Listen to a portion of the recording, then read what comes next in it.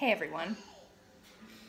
Got inspired to make another video finally because what we're dealing with right now is different therapies for the toddler. And it's so overwhelming. Like, at his 18-month visit, the pediatrician suggested he get evaluated for speech therapy because he doesn't have very many words. He's communicating with us, just not traditionally or verbally. So we're like, sure, great, we don't want him to fall behind.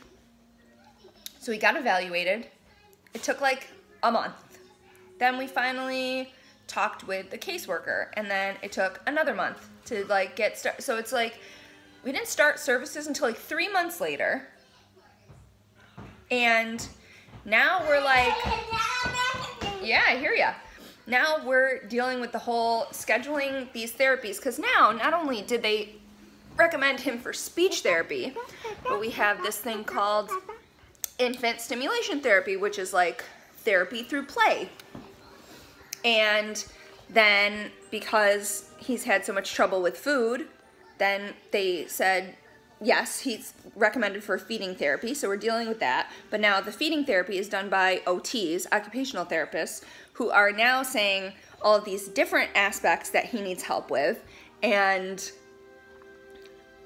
just like talking to somebody's like, oh, well, you said this day worked, but then this week, and I was like, this week was an anomaly because we had to reschedule one of the other therapies, but that's only a one-time thing, so don't get your knickers in a twist. Like,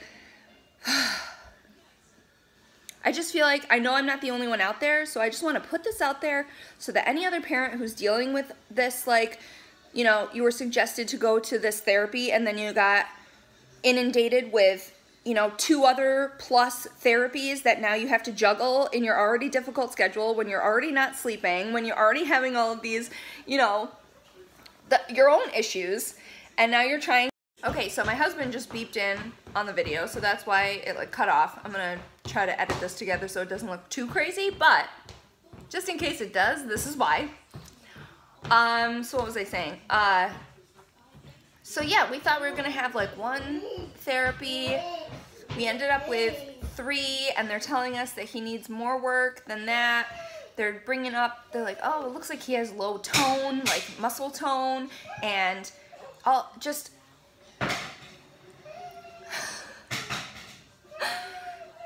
like, it's already hard enough. Being a stay-at-home mom, my husband's out of town a lot, so it's all me with him and 2 dogs, and I'm trying, no.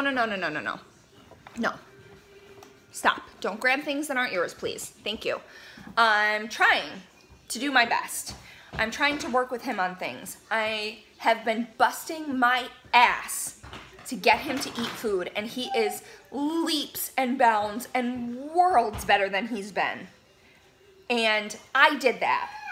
And now they're still telling me that he is whatever, and he needs this and he needs that, or else he's never gonna, and like, I'm sorry, but he's 1. He's almost 2. The expectations that they have for children nowadays are freaking crazy. He's not going to school tomorrow.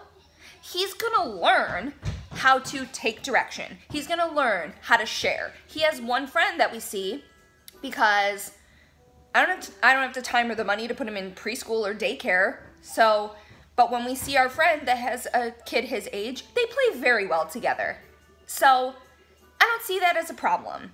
But if he's not reaching certain milestones by such and such a time, he's behind, and then he's gonna have a hard time adjusting. You know what? I'm willing to try these things because I don't want him to fall behind. But I just had to say that it is freaking crazy that a not even 2-year-old is expected to do so many freaking things, and then they say that he's gonna be behind if he doesn't do it. And just a minute, sweetie. And see, he signs, we communicate, it's fine. Like, he's gonna get there. Like, why can't kids go at their own pace anymore? It's just, I think rant over, but I just had to get it out there because it's nuts. It's absolutely nuts. And I'm going through it and I'm figuring out how to make it happen, even though our schedule is freaking crazy and it's never the same day to day. And I gotta just do what works for us, but I'm making it happen. And I'm making sure that these things fit into our schedule. And I'm making sure to implement all of these changes that they're suggesting and ways for me to help him. But holy crap, is it overwhelming. And I feel like most people just don't even aren't even told that their kid might be behind, or they think, you know, they'll be fine because they probably will. They're young. But of course, I wanted to make sure I do the best for my child, and now I am just stuck in this loop of just insanity. And if you've been there, let me know I'm not alone, because it's nuts, especially without family here. Like, it's just us. Yeah, we have friends, but our friends have jobs. They can't just come hang out with me. I don't have anybody to call to go. I mean, I had to bring him with me to an audition the other day because everybody was busy. It's hard doing this without the community. They talk about, you know, you need a community to raise a kid, and you totally do.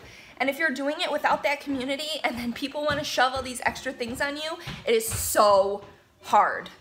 So hard. So now, rant officially over, but I just wanted to make sure to get our truth out there so that other people who are going through the same thing or similar or anything in the realm know that you're not alone. And if you're making it work like we are, you're kicking ass, because it is freaking hard and frustrating and draining and everything. But we do what we have to for our kids, as crazy as it might be sometimes. So keep kicking ass, because you're doing it, and write me some comments letting me know that I'm kicking ass too, because sometimes, even though I know it deep down, it is really hard to keep telling myself. So